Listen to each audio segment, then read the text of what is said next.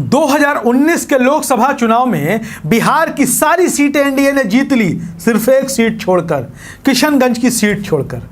भाई किशनगंज की सीट में ऐसा क्या था कि भारतीय जनता पार्टी या जनता दल यूनाइटेड वहां से चुनाव नहीं जीत सका?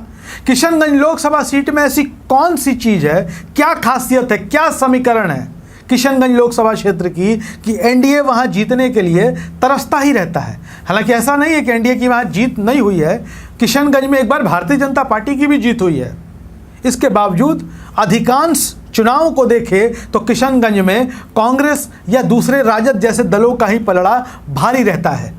2024 में क्या होगा यह तो बाद की बात है, लेकिन 2019 तक के चुनाव परिणामों को देखें तो 2019 में बिहार की 40 में से 39 सीटों पर भारतीय जनता पार्टी और जनता दल यूनाइटेड का जो गठबंधन था उनका कब्जा हो गया था। लेकिन किशनगंज की सीट पर भारतीय जनता पार्टी और जनता दल यूनाइटेड के गठबंधन को पराजय का स्वाद चखना पड़ा और कांग्रेस के उम्मीदवार यहां से चुनाव जीत गए और महागठबंधन का एक तरीके से खाता खुला, या यूं कह ले कि आरजेडी कांग्रेस गठबंधन की किसी भी तरीके से यहां पर इज्जत बची रही। खैर, अब हम बात कर लेते कि किशनगंज की परिस्थिति क्या थी। दरअसल किशनगंज लोकसभा सीट की जो परिस्थिति है, जो वहां का समीकरण है, वोटों का समीकरण, वो एनडीए के पक्ष में नहीं दिखाई देता।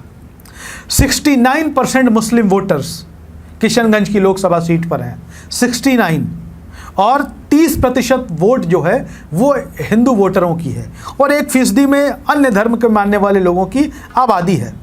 और जो 69% मुस्लिम वोटर हैं, हालांकि ये भी एक तरफ मतदान नहीं करते, इनका वोट भी कई हिस्सों में बंटता है, इसके बावजूद 69% वोट्स काफ़ी ज़्यादा होते हैं।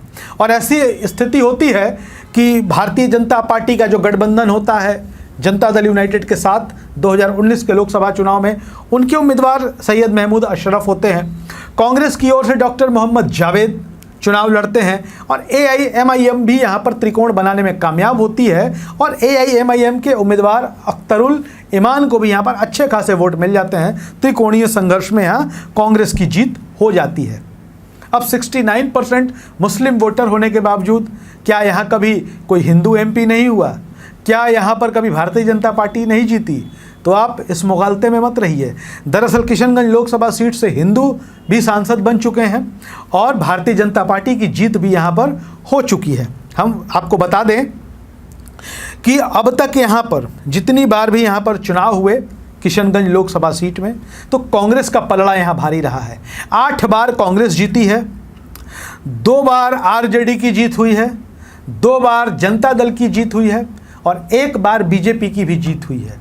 और बीजेपी जब जीती थी तो सैयद शहनवाज हुसैन यहाँ से चुनाव जीते थे 1999 में, और 1967 में पीएसपी प्रजा सोशलिस्ट पार्टी से लखनलाल कपूर भी यहाँ से चुनाव जीते थे। और 1999 के लोकसभा चुनाव में सैयद शहनवाज हुसैन बीजेपी के उम्मीदवार के तौर पर यहाँ से चुनाव जीतने में कामयाब हुए थे और सैयद शहनवाज हुसैन को 2,58,000 के करीब वोट मिले थे और आरजेडी के तस्लीमुद्दीन को 2,50,000 के करीब वोट मिले थे। 8,000-9,000 वोटों के अंतर से बहुत छोटा मार्जिन था, यहाँ पर शहनवाज हुसैन की जीत हुई थी।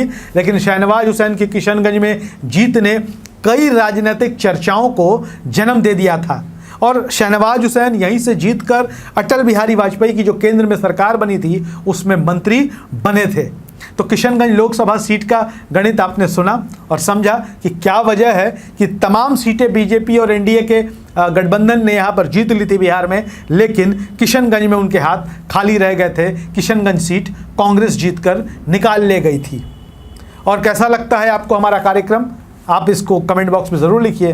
धन्यवाद।